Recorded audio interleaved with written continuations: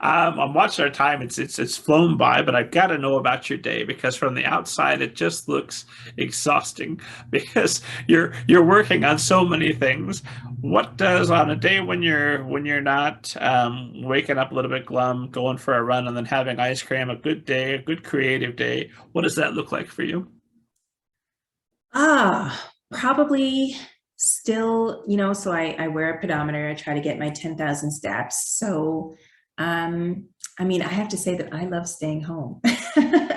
So if I have a day where I have like a fridge full of groceries, or I've decided I'm going to order like a vegan burger and fries and a vegan milkshake, yeah, I'm going to get on the treadmill off and on, watch a show while I'm on the treadmill to make sure I get my 10,000 steps in, probably not all in one go. I'll break it up into parts.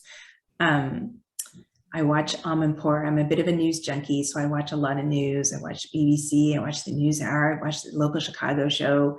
I watch a lot of TV. Like that never used to be a big part of my schedule, but it is now. I usually allow myself 2 episodes of a show that I enjoy, sometimes more. I make sure I try to read for at least half an hour. I got closer to 45 minutes in yesterday and today.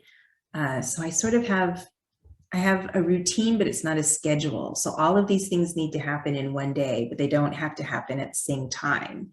And then, when I'm writing 1,000 words a day, if I'm on deadline, I'm trying to finish a book, it is possible I will sit down at my computer at 11:30 p.m. and write my 1,000 words before midnight, and then I'll just go to bed. I never stay up past midnight. I always go to bed at midnight.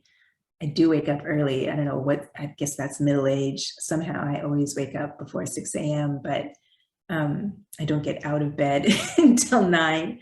I'm listening to NPR, I'm listening to the news, and I'm checking my inbox. And yeah, so I sort of ease into the day, and I always have oatmeal for breakfast. And I have something sweet. These days it's banana bread because I made a banana bread. But I did have ice cream. I ordered delivered, had ice cream delivered.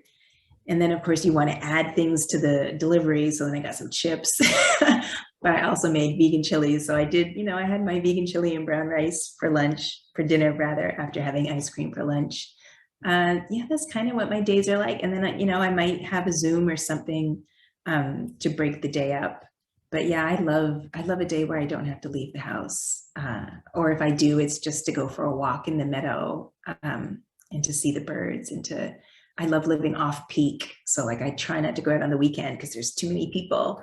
But I can go, on a Tuesday morning at 10 a.m. and there's going to be nobody at the Japanese garden, and there's going to be nobody in the meadow, which is a little scary when you're a single woman, but I feel safe in my neighborhood. And just being outside in nature, that sort of fills you up, and then you come back and yeah, you're ready to, if not to write, to at least think about it. And I'm trying to do it every day, every evening before I go to bed, make sure I've written something so I can build up momentum. And that's basically what my days are like. Zetta, you're killing it. You have as much ice cream as you want. You every day for lunch, if that's what you want to have, by God, go for it.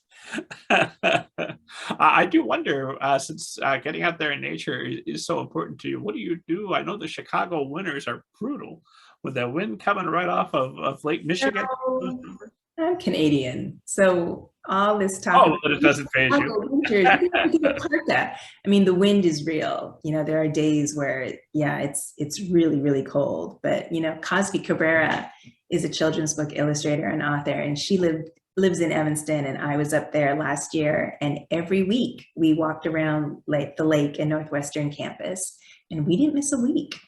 Like the winter, I don't know if the last couple of winters have been milder than normal, but yeah, I got some snow pants, and yeah, we didn't miss a week. It wasn't that intense. So I went to college in Quebec, and if you have been in Quebec in February, then you know what cold is. So I haven't had anything like that yet. It does get a little nippy, but if you're dressed for it, then, and it's a good way, again, if you want to be alone, go out on a cold day because nobody is out. Go out on a rainy day. Nobody goes to the garden when it's raining. So inclement weather is not a deterrent for me. Well, that makes sense. I grew up here in the Midwest, just too warm and too soft. And my first winter, Why would anyone choose to live here?